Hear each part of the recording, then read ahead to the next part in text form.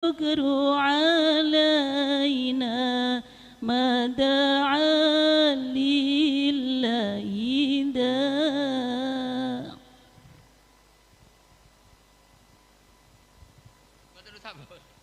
Assalamualaikum warahmatullahi wabarakatuh.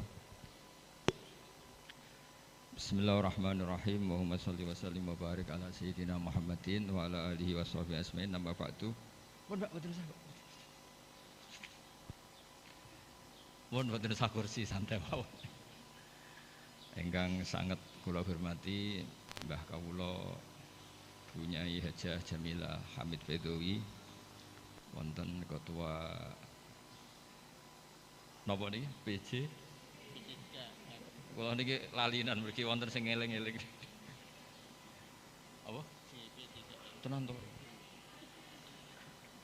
Nggih niku kula ajane nggih emut kersane wonten sing ngemutaken. JP3M Bu Hani Maftuhah, wonten Mbah Nyai Ulfa Ismail saking Wonosobo sedanten ingkang kula hormati. Tidak lupa Menteri Agama yang juga putra Kiai Haji Khalil, cucu dari Kiai Bisri yang saya hormati, sedanten ingkang kula hormati. Kula boten saged kata-kata nggih, paling niki 10 menit pun top. Kula namung badhe cerita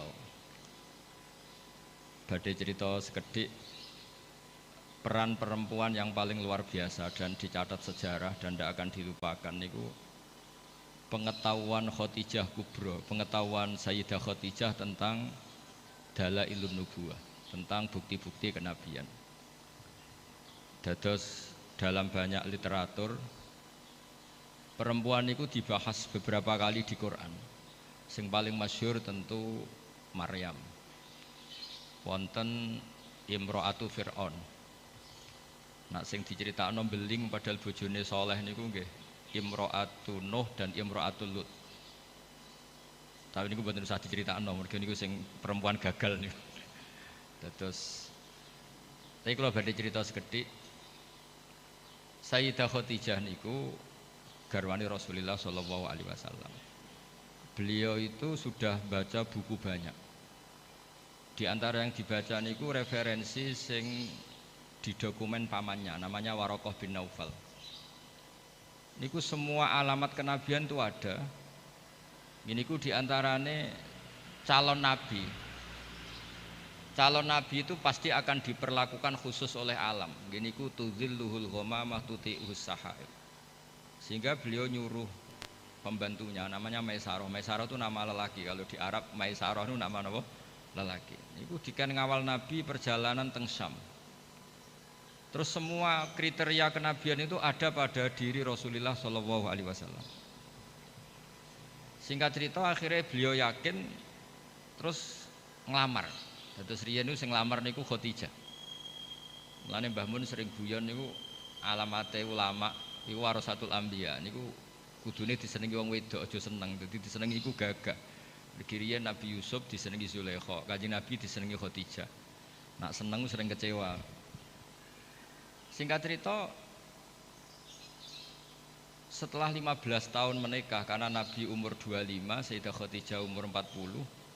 15 tahun menanti niku mboten jelas mengarah ke calon nabi. Jadi alamat ini kok tidak muncul lagi. Singkat cerita pas Nabi Yusuf 40, Nabi kaget, angsal wahyu, disebut Fazia itu kaget. Akhirnya cerita tentang Khadijah. Sausé cerita tentang Khadijah ini sing agak unik. Dari sekian kriteria kenabian itu ditulis di buku, tapi ada yang dipunyai hanya oleh perempuan. Terus para peneliti lelaki itu tidak punya itu hanya perempuan dokumennya. Ketika sudah jadi nabi ini Khadijah matur,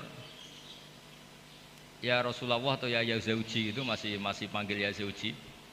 Nanti kalau teman kamu Jibril datang bilang ke saya. Walhasil malaikat Jibril ini rawuh. Ketika malaikat Jibril rawuh niki radi agak-agak gimana nih? Faka syafat ansaubiha. Mboten usah pikiran sing macam-macam. Barang sebagian tubuhnya dibuka, Khadijah tangklet. Jibril masih. Jare Nabi lari. Terus ditutup malih, ditanya, Jibril ijek, sekarang datang lagi. Ternyata di antara dokumen yang dipunyai Sayyidah Khadijah, kalau Muhammad ini Nabi betul, maka malaikat itu cirinya kalau melihat aurat perempuan tuh lari. Makanya ini dokumen hanya khusus perempuan. Padahal Khadijah ini tidak tahu malaikat tidak tahu, dan Nabi juga agak ngerti kalau posisinya dites. Jadi Nabi pas santai-santai mbek Khadijah bilang, engkau nak kancamu teko. Kalau istilahkan sohib hukum, kalau yang memberi wahyu ke kamu datang, bilang ke saya. Itu bukti seakurat-akuratnya. Kalau seorang Nabi itu ummi itu makun tata terimal kita bualal iman, Nabi tidak tahu. Tapi definisi kenabian itu orang lain tahu semua. Maka kata para ulama, hampir semua ulama, andaikan Tarikh itu menulis awaluman amana mutlakon, itu yang menang Khadijah, bukan Abu Bakar. Jadi partai perempuan yang menang. Jadi andaikan cara penulisan sejarah itu siapa yang pertama iman secara mutlak, tidak melihat kelompok dan golongan, pasti yang menang itu Khadijah, seorang perempuan. Oh ini sing ngundang Ibu Nyai dadi yang menang no partai perempuan. Jadi kula niki rada wedi. Nggih, sing jelas niki pertama dan terakhir kula nuruti mbah kula Mbah Jamil kalah tuwa. Nek karena saake muslimat. Saya itu diundang muslimat pusat beberapa kali dereng muni yo, ketoke kok ora ono sing luwih tuwa, dadi saged bali lho. Dadi dereng kula turuti hingga detik ini, ketoke ora ono sing luwih tuwa dadi. Tapi nak diundang wong sepuh kan saged ngancam sithik-sithik.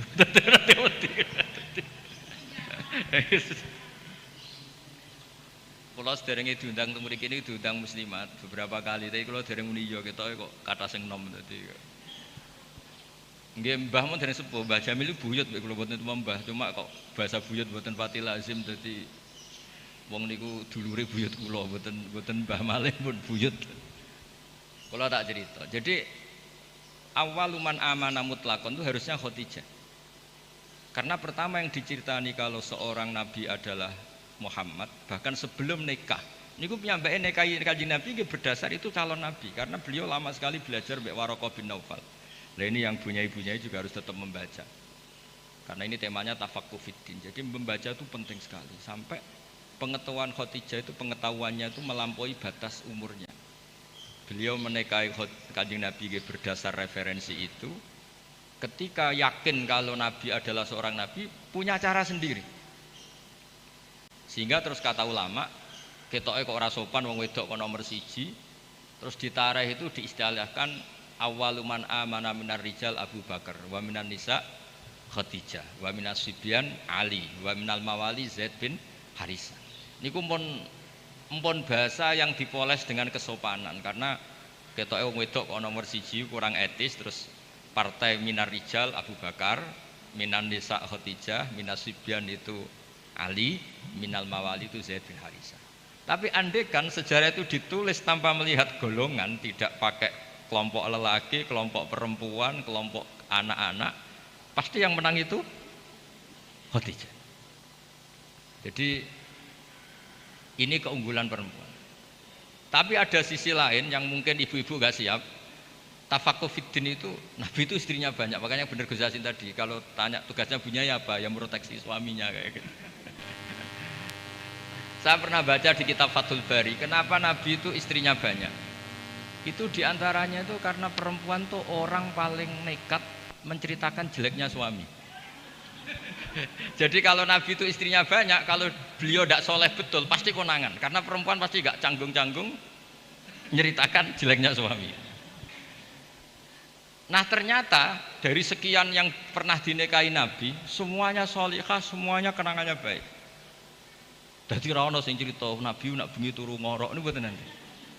Aisyah yang paling cantik niku sering ngetes Nabi ini tidur di depannya. Ini Aisyah bukan Saudah, Aisyah. Niku ya Nabi tetap asik sholat. Padahal Aisyah itu istri paling cantik. Ketika Aisyah mengganggu tidur di depannya, Nabi malah ngendikan dari ini ata'abbadu li rabbi, aku mbarno tak sholat. Sampai Sayyidah Aisyah ketika putus asa ngendikan fauqaddimu hawahu ala hawaya. Saya mengalahkan selera saya, mendahulukan selera beliau yang ingin sholat. Begitu juga Zainab, cantik. Itu ya punya wiridan-wiridan dari Nabi. Maimunah juga gitu. Nah itu andekan Nabi itu figur yang hanya soleh di luar, di dalam tidak soleh, pasti ini bocor. Siapa bisa nandingi perempuan? Pasti bocor. Tapi ternyata enggak. Makanya kata Ibnu Hajar al Asqalani dalam kitab Fathul Bari itu, adallu dalilin ala nubuwati Rasulillah Muhammad sallallahu alaihi wasallam adalah cerita para istrinya. Padahal mereka banyak, artinya banyak itu ya cemburu, ya macam-macam. Harusnya karena cemburu ini kan terus ceritanya ngawur. Ternyata enggak juga. Itu betapa solehnya Nabi sallallahu alaihi wasallam.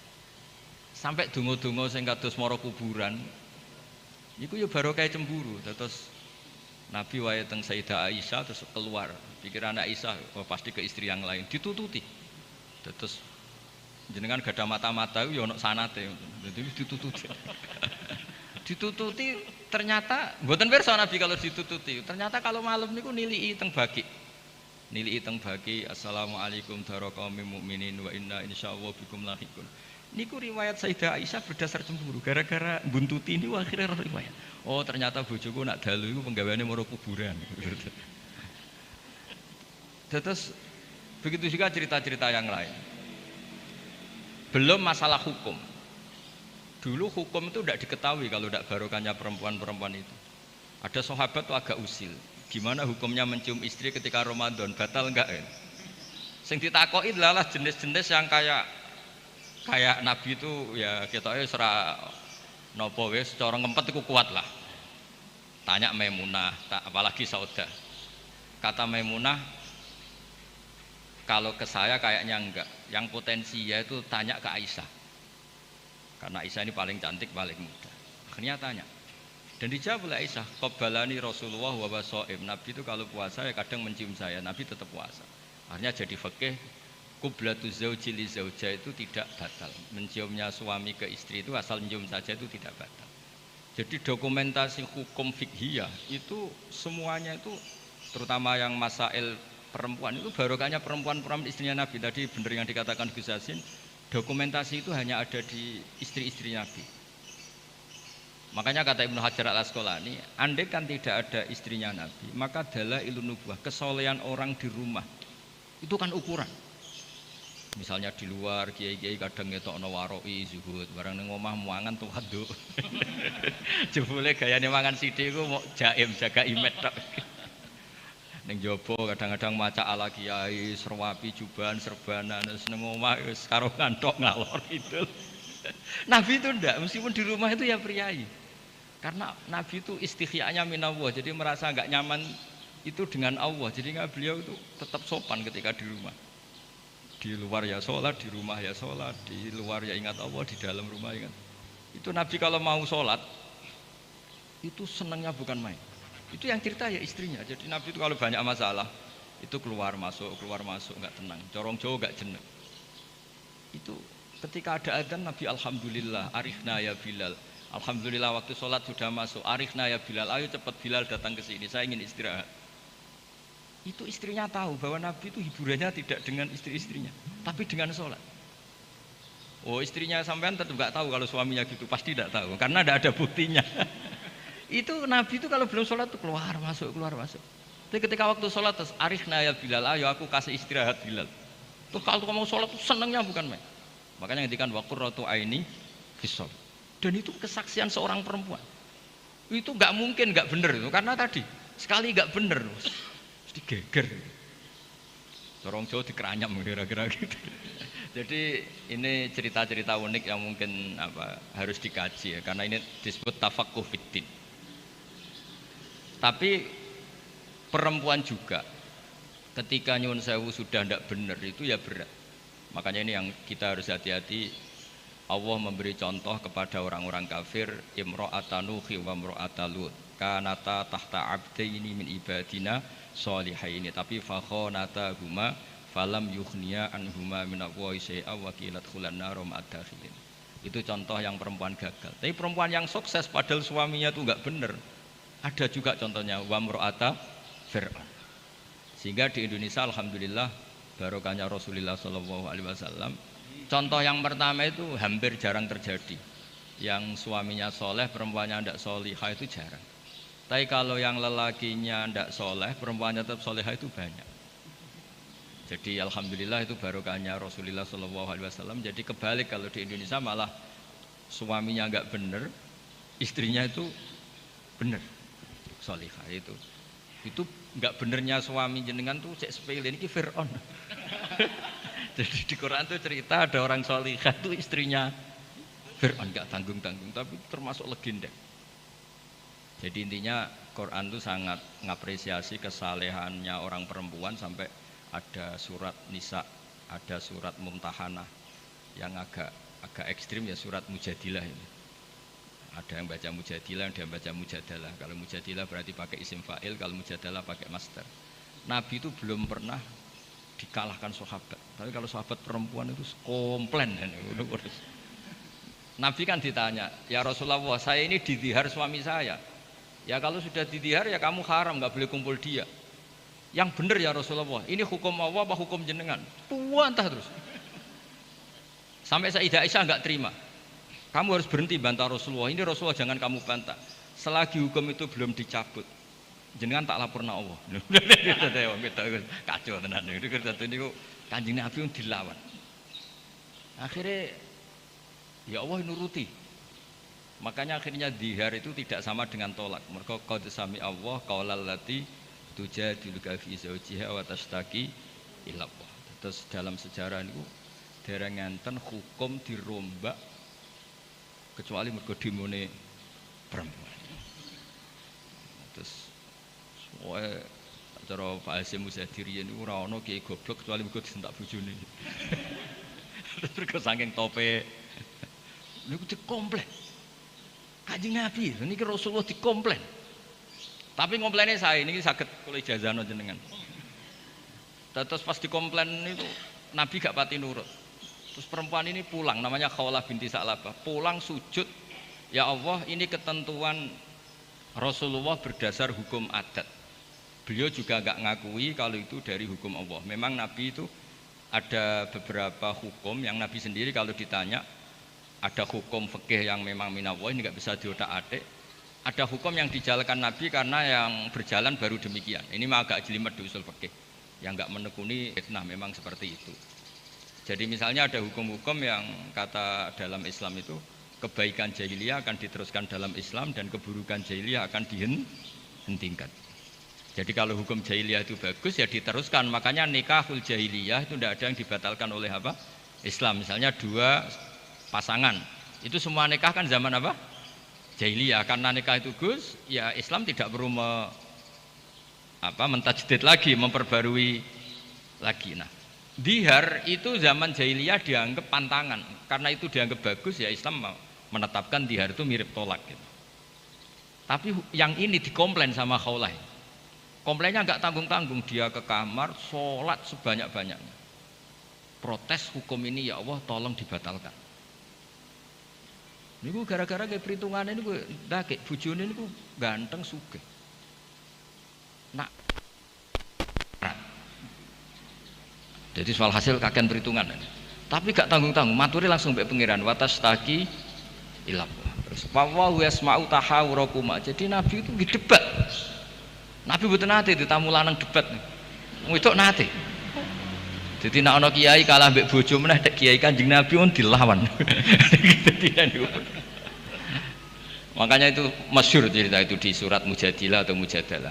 Jadi qaulal lati tujadiluka. Jadi kalau pakai isim fa'il fa huwa mujadilun berhubung muannas fa hiya mujadilatun. Masdarnya mujadalah. Ketika Umar radhiyallahu anhu jadi khalifah, ini Khawlah ini datang di tengah perjalanan yang panas dihentikan Umar. Itu diomongi kira-kira jam 11 sampai setengah 3 meh dhuwur iku entek. Sampai Umar pamit, "Mbah niki kula badhe dhuwur riyin. Wektune badhe telas." Pengawal Umar enggak terima, "Engkau Amiril Mukminin, kenapa berhenti karena orang tua ini?" Terus ke atas Sayyidina Umar, "Atadri manil ajus, kamu tahu orang tua ini siapa?" Ini Khawlah binti Sa'labah. Sami'aha Allah min fawqi sab'i samawat. Ini orang yang ketika protes didengar Allah dari langit 7. Ayasma'uha Allah wa la yasma'uha Umar. Allah aja mau mendengar, masa Umar tidak mau. Andai kan tidak ada sholat duhur, saya akan dengar sampai dia capek. Jadi sunnahnya kiai kalau istrinya ngomel tolong didengar sampai capek. karena ijazahnya seperti itu.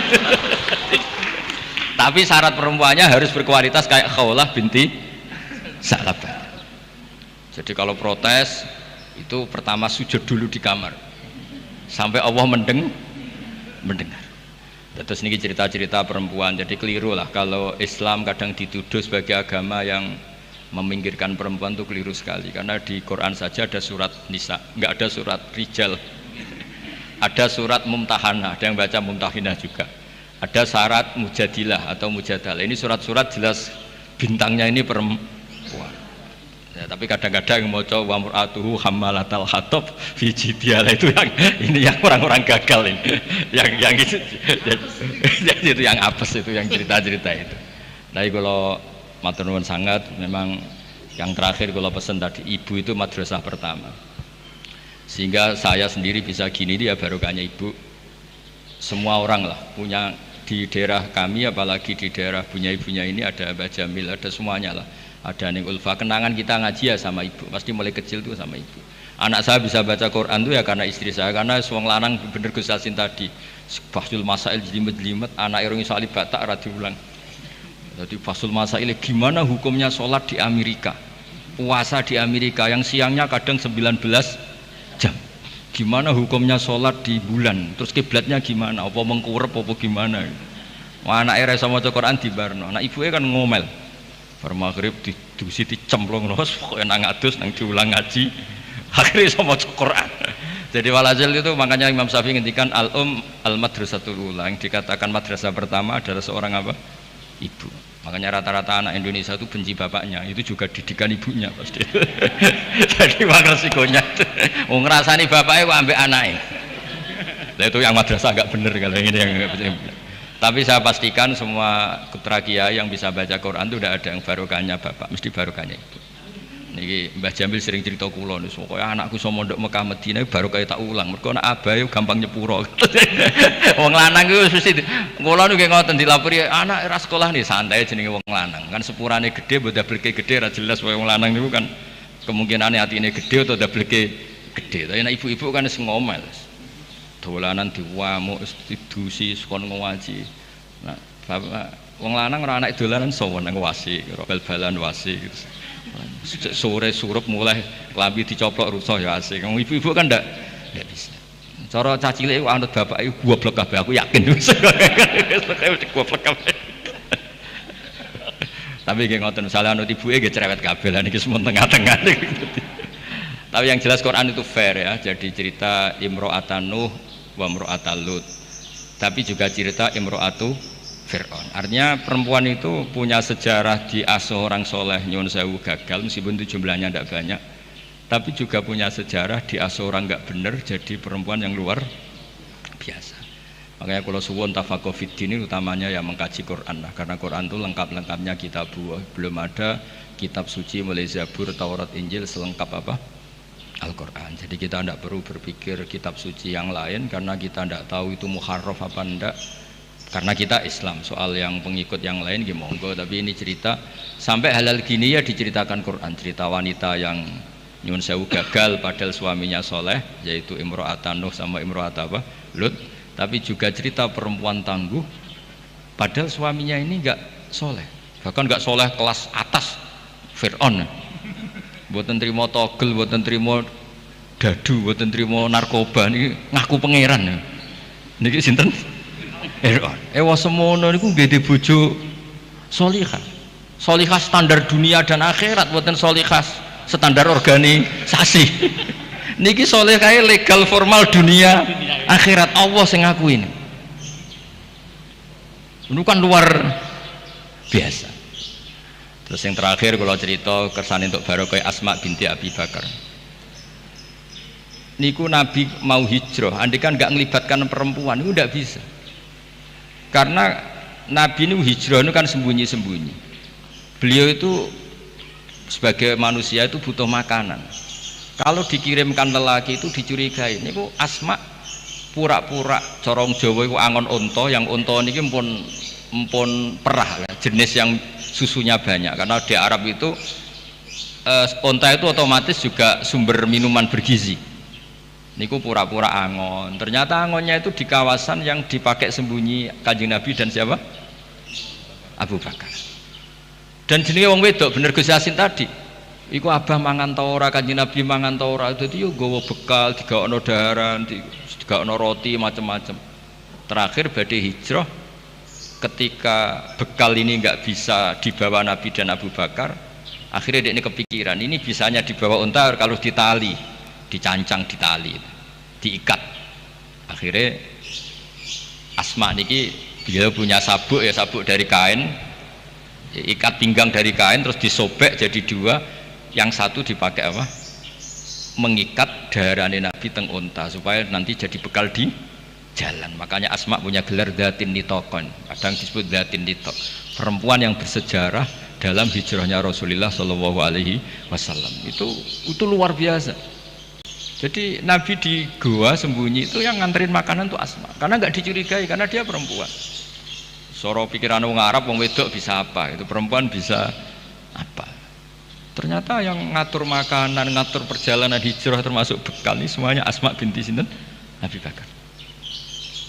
Jadi tafakuh fiddin, saya mohon punya-ibunya itu Pak Yainya juga cerita lah heroiknya perempuan-perempuan yang luar biasa. Cerita heroik tapi yang ikhlas, jangan cerita heroik ben sing wedok heroik terus sing lanang kongkang-kongkang rokokan. Kadang-kadang kiai nggih ngoten, ngerbunya ini sergem mulang, kiai ini biasanya menjagungan ya berkebunnya. Makanya di Indonesia banyak pondok yang pondok putrinya hidup, pondok cowoknya enggak hidup karena kiainya santai, bunyinya sing waras. Jadi ribet aja. Jadi memang wong lanang itu gitu, kalau sing wedok tenanan, sing lanang itu sing santai. Jadi memang hidup itu tidak pernah sempurna, tapi bagus lah. Gak sempurna itu ya bagus karena jadi tawadhu. Terus, walhasil kalau cerita betapa perempuan itu dihormati di Quran. Dan itu detail. Allah kalau cerita perempuan itu detail. Mulai ceritanya tadi detail sekali. Makanya kalau belajar Musnad Ahmad itu diantaranya ada cerita Nisaul Ansor. Jadi ada beberapa juz yang memang hanya cerita tentang perempuan. Mulai komplainnya, misalnya rijalul la tulhim tijarah, itu komplain. Ya Rasulullah, dosanya perempuan apa? Kenapa tidak pernah didiskusikan oleh Quran? Quran itu fihi rijalul yusibuna yatatahharu. Akhirnya jadi turuti mbek pangeran ana innal muslimina wal muslimat wal mu'minina wa mu'minat. Itu komplain. Kalau nggak masuk itu ya komplain mulai dulu. Jadi segawane komplain. Makanya Pak Kiai harus siap. Kalau tidak komplain namanya nggak perempuan. Mulai dulu itu Allah saja dikomplain, ini apa dosa perempuan udah didiskusikan itu komplain. Wis pokoknya ngoten niku ya diceritakno mbek Quran. Tapi kata Ibnu Hajar Al Asqalani dalam kitab Fathul Bari tadi, adallu dalilin ala nubuwati Rasulillah sallallahu alaihi wasallam adalah cerita semua istrinya. Biasanya maru itu kan nggak cerita baik, doroh itu orang kalau nikah banyak itu biasanya kan ceritanya semrawut. Tapi Nabi itu karena di rumah benar-benar soleh, hiburannya itu sholat, hiburannya itu religius. Istrinya Nabi itu nggak bisa berbuat apa-apa. Ya memang bersaksi kalau beliau itu seorang Nabi. Itu kalau Aisyah cerita, Nabi kalau dengar adzan tuh senengnya bukan main. Sampai bilang ini waktu istirahat saya. Kalau malam itu istilahkan gitu. Dari ini ata'abbadu li rabbi, aku barno, aku tak sholat. Itu kalau sholat ya malam sampai pagi. Dan itu ketika di Aisyah bukan di Saudah. Kalau di Saudah mungkin para papa, ya semacam Saudah, ya mesti wae sholat di tingkat. Ini di cerita ini cerita Sayyidah Aisyah. Banyak kiai istrinya tidak tanci saja gak tahajud. Lah iku nak bojone ayu malah ora tau tahajud kan. Ini Sayyidah siapa? Aisyah. Zainab juga gitu. Setelah Rasulullah intaqala ila rafiqil a'la, setelah Rasulullah itu kapundhut, bahasa halusnya intaqala ila rafiqil a'la. Niku Sayyidah Zainab tuh kalau wiridan di masjid tuh sampai kayak apa? Alasannya ya kenangannya sama Nabi. Beliau kerja jadi penenun, dijual terus disodakohkan. Itu ketika ditanya kenapa kamu suka sodakoh, kata Nabi yang paling cepat nyusul saya itu yang paling sering apa? Sodakoh. Jadi semua Itu andaikan Nabi jadi figur yang nggak benar di dalam, itu pasti kenangan itu nggak terungkap. Tapi karena figur Nabi itu soleh di luar dan soleh di dalam, sehingga istri sebanyak itu kenangannya semuanya baik. Jadi